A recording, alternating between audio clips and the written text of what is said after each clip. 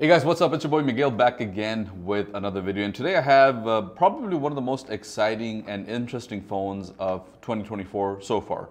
The phone that I have today is the CMF Phone 1 by Nothing. Now this is a phone that was created by Nothing, and the idea behind the CMF, or let's go a little bit back to the idea behind what Nothing was. So Nothing's idea was going to be, let's create a phone that's going to be big on design and software, but also keep it at a budget.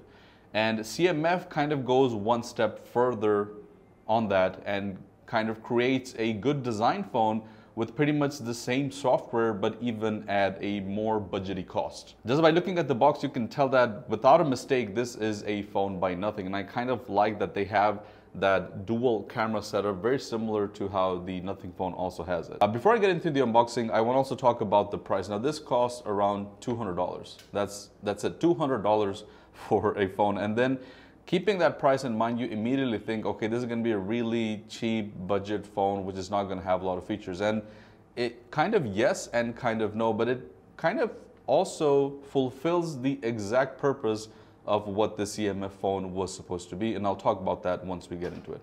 Let's go ahead and unbox this. Now, looking at the phone, we have the black color. This comes with 6 or 8 gigs of RAM, and then we have 256 gigs of internal storage. And the good thing about the CMF phone is that you actually can expand it with an external memory card, so that's always welcomed. All right, so the phone, as you can see, the unboxing is pretty minimal. It doesn't have a lot of things. We have the USB-C to USB-C cable over here, and then we also have what appears to be the SIM pin. Now, you guys probably have seen this phone being removed and having separate screws and covers, and I actually have that as well over here. And these are the covers that you can buy separately to add on top of that. So if you want to change the back cover, you can do that, and I'll show you guys once we get into that. Now, aesthetically, the phone is pretty decent. I actually like the matte black color. It's kind of like a very minimalist phone, so it's not really it's not showing off in any way. One of the things that you probably noticed was this knob, which was something that was teased when this phone was rumored. And a lot of people think that this is sort of like a volume rocker, or it's gonna have a specific function. I mean, it does have a specific function, but probably not what you're thinking about. I'll talk about that in a little bit, but let's get into the features. So this has a 6.7-inch AMOLED display, and for $200, it's actually pretty amazing that you still have an AMOLED display. You also have 120 Hz refresh rate, which again, I was not expecting. And there are some parts where you can start telling that obviously this is a budget phone, and I'll get into that.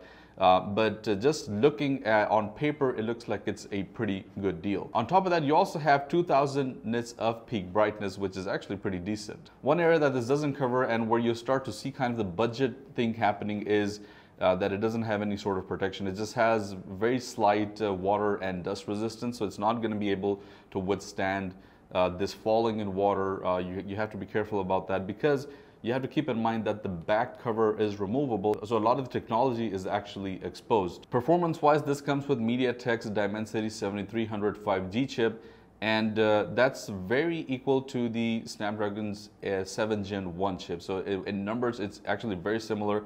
When we ran Antutu, it gave us around 673,000 points, which is just in the middle. It's pretty decent, I would say. Again, considering that this is a $200 phone, I don't really have any complaints about that. You also get a 5,000 milliampere battery, which again is pretty impressive, and you get 33 watts of fast charging. Although you don't get a charger in the box, you can go ahead and buy it separately. But another area that this lacks in is actually the charging, because this does not have any sort of wireless charging, so you're going to kind of have to sacrifice there. Now, the best part about the CMF phone, keeping in mind that this is a $200 phone, and the purpose of it, which was the design, which obviously is different, having a phone with a knob, which is a first. And then the second purpose of this was to have a great software, and they haven't failed in that in any way, because this is the exact same software that Nothing also has. It actually is Nothing OS. So there is no difference whatsoever. You're not going to miss out on any difference. And for a few moments, when you're using this phone for, let's say, 30 minutes, half an hour, you actually forget that this is a $200 phone, because the features are exactly the same. So it almost feels like you have a nothing phone in your hand. And I think that that feeling alone is probably worth buying this phone as opposed to other more expensive ones or a lot of other Android phones that still fall under the $200 range. Now let's keep in mind that this phone was also intended for India. Like the prime market for this phone is actually India. So this phone is not gonna be too expensive there either, because obviously you have to keep in mind the budgets as well. And I think this phone will do pretty good there. But apart from India, also in a lot of Asian and South Asian countries, I think this phone can be pretty successful. I mean, we bought this from Dubai, and we bought this here, and this cost us around 700 dirhams, which is, less than 1,000 dirhams, and you're getting a pretty decent phone, which is I understand that there's a lot of things that you won't get. For example, this doesn't have any NFC either. You're not getting any sort of protection when it comes to the display. You're not getting protection when it comes to water or dust resistance. There is a little bit of an issue with the fingerprint sensor. It sometimes doesn't, it's not as quick, and it sometimes fails to recognize your hand, and you also don't get any wireless charging. So yes, you are missing out on a few things, and these are not complaints. These are just kind of facts of having a $200 phone, whose primary mission is design and software. Now, if we talk about the knob, this is, initially you might think that this is going to be a volume rocker, so very similar to the Buds Pro 2. This is also by CMF, and the knob on the headphones is actually a volume knob, but it's not the same thing when it comes to the phone. So this is actually a separate function, and it can be unscrewed and mounted. So you can basically mount a separate stand, and we have a stand over here that you can buy separately, which I'll show you guys right now. So you have this stand over here, which you can then go ahead and screw on, kind of like that.